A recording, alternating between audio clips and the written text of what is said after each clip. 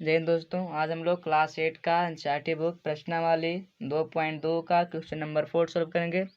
चलिए आज की वीडियो शुरू करते हैं। देखिए क्वेश्चन नंबर 4 है, बोल रहा है दो विभिन्न मूल्य वाली 35 कलमों का मूल्य कुल मूल्य 60 रुपया है। यदि एक सस्ती कलम का मूल्य 1.5 रुपया है एवं एक महंगी कलम का मूल्य 2 रुपया है तो कितनी महंगी कलमें खरीदी गई। ठीक है, कितनी महंगी कलमें खरीदी गई। चलिए इसको हम सॉल्व करते हैं। क्वेश्चन नंबर कितना है, 4 है। ठीक है, यहाँ हमको बोल रहा है कि दो कलम है। ठीक है, क्या है, एक महंगी कलम है, एक है सस्ती कलम। ठीक है, एक है महंगी कलम। महंगी कलम इसका मूल्य है 1.50 रुपया, इसका मूल्य है 2 रुपया। ठीक है, और कुल कलम खरीदा गया है 35। ठीक है, 35 कुल कलम खरीदा गया है कितना रुपया में, 60 रुपया में। ठीक है, 60 रुपया में खरीदा गया है। ठीक है, अब देखिए, अगर हम मानते हैं कि महंगी कलम एक ठो खरीदाया गया, एक ठो खरीदाया गया है। ठीक है, कलम।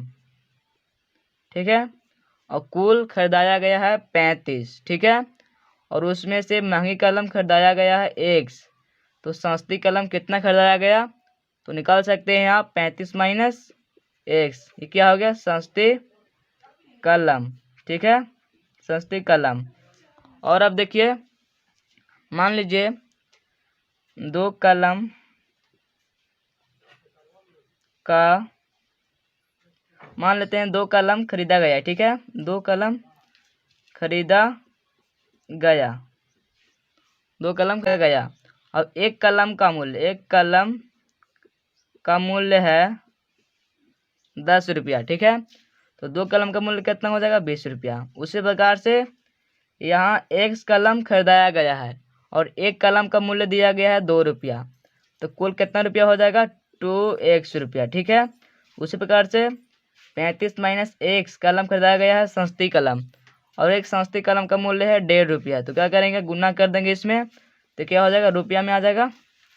और बोल रहा है कि कुल 60 रुपया में खरीदाया गया है। ठीक है, कुल 60 रुपया में खरीदाया गया है, तो इतना रुपया जोड़ देंगे तो कितना हो जाएगा, 60 रुपया हो जाएगा, बराबर में 60 रुपया। ठीक है, चलिए इसको हम सॉल्व करते हैं। तो देखिए यहाँ हम लिखेंगे पहले, माना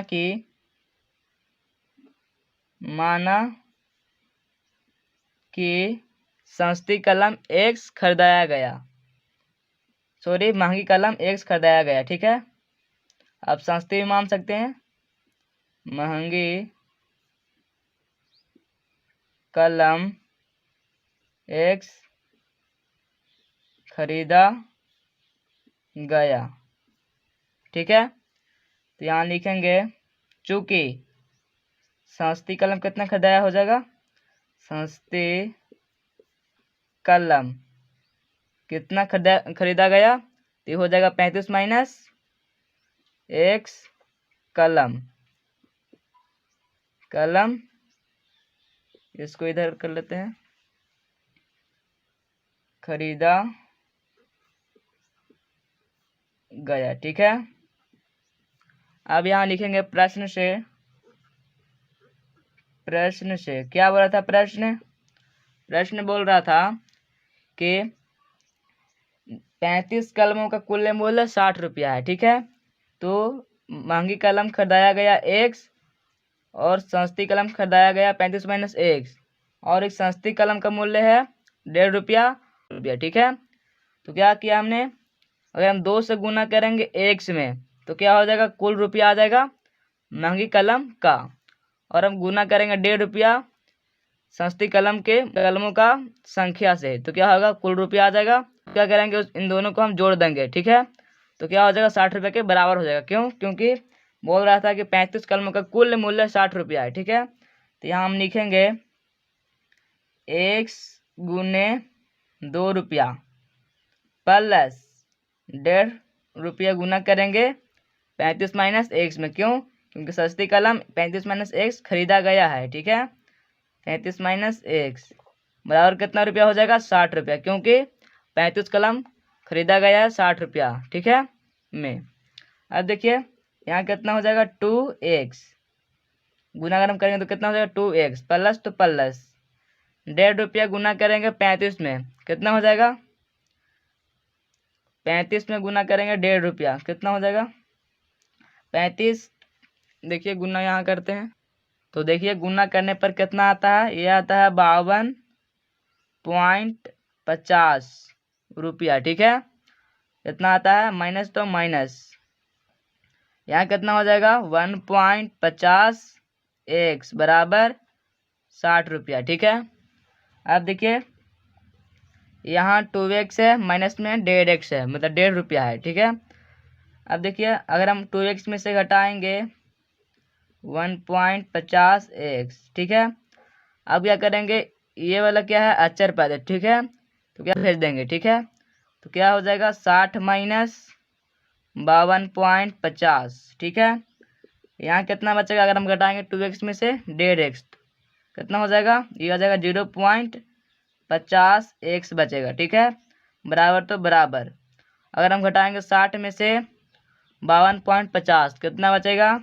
7.50 बचेगा। ठीक है, अब देखिए पॉइंट के बाद 2 अंक है, पॉइंट के बाद 2 अंक है। ठीक है, ये क्या है बराबर का चिन्ह है, तो क्या करेंगे पॉइंट से पॉइंट खत्म, मतलब बचेगा 50 x बराबर में 750। हमको निकालना x का मान, तो यहाँ लिखेंगे x बराबर 750 बेटे 50। ठीक है, यहाँ एक शून्य से एक शून्य खत्म, तो यहाँ कितना बचेगा x बराबर 15 पचे 75 मतलब 15 कलम खरीदाया गया है। महंगी कलम, हमने माना था कि महंगी कलम x खरीदाया गया है, तो x का मान कितना आया 15, हमसे यहाँ ही पूछ रहा था 15 खरीदाया गया महंगी कलम खरीदा गया है। ठीक है, इसका आंसर कलम, अगर आप निकालना चाहें सस्ती कलम कितना खरीदा गया तो 35 माइनस में कर दीजिए 15 कितना हो जाएगा 20 कलम कितना हो जाएगा सस्ती कलम। ठीक है, इसका सही उत्तर। चलिए क्वेश्चन नंबर 5 सोल्व करते हैं। क्वेश्चन नंबर 5 देखिए बोल रहा है एक त्रिभुज के तीनों कोण 2:3:5 के अनुपात में है। ठीक है, तो उनके तीनों कोण ज्ञात कीजिए। चलिए इसको हम सोल्व करते हैं। क्वेश्चन नंबर 5 देखिए, यहाँ मान लेते हैं एक त्रिभुज है, उसका कोण दिया गया है 2 अनुपात मान लेते हैं, इसका है 3, इसका है 5 का। ठीक है, यहाँ 2 यहाँ 3 यहाँ 5 का। अब देखिए हमसे पूछ रहा है कि तीनों कोण ज्ञात करना है, उसका क्या है ये अनुपात में दिया गया है। चलिए इसको हम सोल्व करते हैं। ठीक है, अब देखिए अनुपात का मतलब क्या होता है, कोई अंक को छोटा रूप में लिखना। जैसे में मान लेते हैं 50 और ये 100 है। ठीक है, बराबर अनुपात में देते हैं। ठीक है, अनुपात में 100। ठीक है, तो इसको हम काट सकते हैं 50 दूनी 100 2, मतलब इसको हम लिख सकते हैं 1:2। ठीक है, ये हुआ इसका। और अगर हम 50 गुना करेंगे इधर 50 गुना करेंगे इधर तो क्या होगा, दोनों फिर से संख्या हो जाएगा। ठीक है, संख्या हो जाएगा। उसी प्रकार से यहाँ भी क्या है अनुपात में दिया गया, अगर हम कोई एक निश्चित एक कोण, यहाँ भी वही अगर हम गुना करेंगे तो क्या होगा, ये आ जाएगा कोण। ठीक है, तो यहाँ माना कि यहाँ हम गुना करेंगे 1 से, यहाँ भी 1 से गुना करेंगे तो क्या हो जाएगा कोण आ जाएगा, और तीनों कोणों का कितना होता है योग 180 डिग्री होता है। ठीक है, तो लिखेंगे बराबर में 180 डिग्री। चलिए इसको हम सोल्व करते हैं। यहाँ लिखेंगे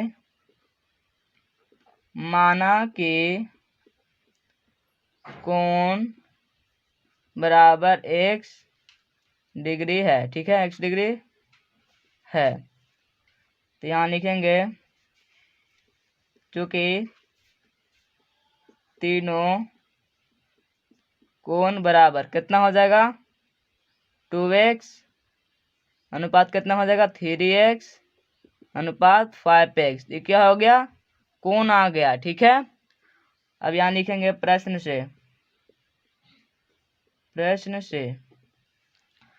बोल रहा था कि त्रिभुज के तीनों कोण दिया गया है हमको 2, 3 और 5 के अनुपात में। ठीक है, 3 के अनुपात में।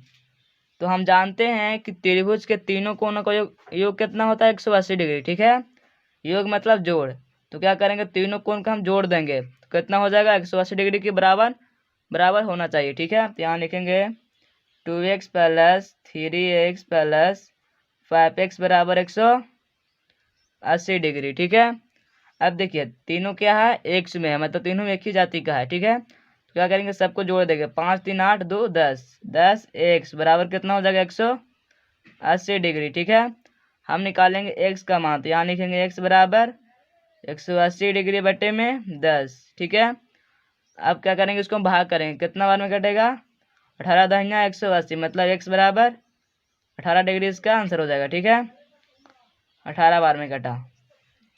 तो हमने जान लिया कि अगर हम 18 गुना करेंगे यहाँ 18 से और यहाँ भी गुना करेंगे 18 से। ठीक है, यहाँ भी गुना करेंगे 18 से, कितना हो जाएगा, यहाँ 18 दूनी 36, यहाँ कितना हो जाएगा 38 54, यहाँ कितना हो जाएगा 18 पचे 90। अगर हम सबको जोड़ेंगे तो कितना आ जाएगा 180 डिग्री आ जाएगा। देखते हैं, 6 4 10 के 0। ठीक है, 9 5 14 3 17 1 18, ये आ गया 180 डिग्री। ठीक है, तीनों कोनों का योग ये कितना हो जाएगा, यहाँ लिखेंगे तीनों कोण बराबर कितना हो जाएगा, 18 दूनी 36, 38 54 और 90 डिग्री। ये क्या हो गया, इसका तीनों कोनों का माप आ गया। ठीक है,